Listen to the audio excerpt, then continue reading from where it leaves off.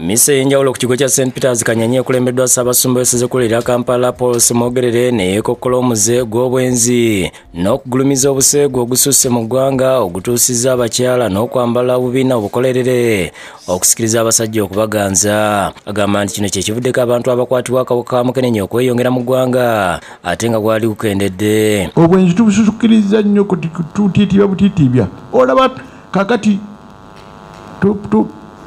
n'obubiina tubugula mu katale. Olowooza tugula bwaki?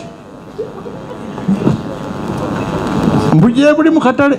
Bw'ati asiimye Ssaabasajja olw'okuteeka emisinde gy'amazaalibwa ge ku mulamwa ogw'okulwanyisa mukenenya era n'asaba abagyetabyemu okwefumiitiriza ku mulamwa ogwo. Embeera zino zitudduse eza Kabaka. Tebatugambye nti mulimu ekigendererwa ekyokulwanyisa siriimu. Siriimu ekimuleeta bingi mubimanyi. Nagamba bannayuganda abantu abogera ku siriimu nti bannayuganda balekera tubuuza ku bya siriimu. Teri atamanyi siriimu akwata atya.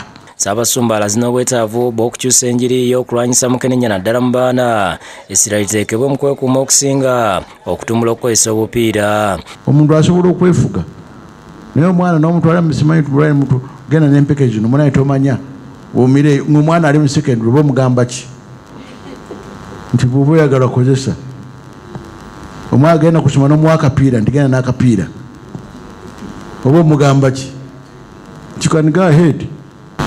Kati batubuuza mugende obupiira mubeere bulungi abaana ne batubabuuza mu kifo ky'okugamba abaana nti kituufu naye tubagambe nti mwewale ekintu kino ojja kulwala. Mise nebaddeko omukolo gw'okusonda ensimbi okusereka ekereziya gali kwoleka eri mu kuzimbibwa nga yeetabiddwamu abanene abakulembeddwamu omubaka wa Vietnam mu Uganda King Caesar Mulenga, omubaka w'Eswatini mu Uganda Quirino Bamwine, minisita omubeezi wa Kampala Kabyekyo Fatogabye n'abalala. Ssaabasumba yagguddewo okusonda n'ensimbi za euro 10 bwe bukadde bwa 44, minisita Kyofu obukadde 5, ambasada Bamwine obukadde 22, olwo omugenyi omukulu King Caesar obukadde 15 nga ku zino obukadde 4 buliwo 65 agenda kubagulira mu mabaati. King Caesar era adduukiridde omulimu gw'okuddaabiriza ennyumba ya Ssaabasumba e Lubaga n'obukadde 3 ng'agenda kuzigulamu nzigi. Ensimbi ezisoba mu bukadde 24 zisondeddwa mu buliwo n'obweyamo. Ekereziya nebalirwa okuggwera mu bumbi 4 nga yakawemmenta akawumbi kamu mu obukadde 6 naye ng'okusereka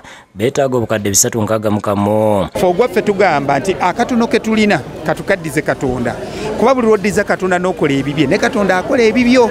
Nze manyi aba believers abakkiriza mu Katonda bwe batuyita nga tulina omulimu ogw'okola tugendayo ne tugukola. Ate omulabirizi wa West Buganda omujja Gassa Nsereko avumiridde ekibbataka ekisusse ensangi zino. Abyogeredde ku kkanisa ya St. Stephen Kasambya Lyantonde mu kusaba kwakulembeddemu ng'omulabirizi okusoose era bannalyantonde bamwaniriza n'essanyu.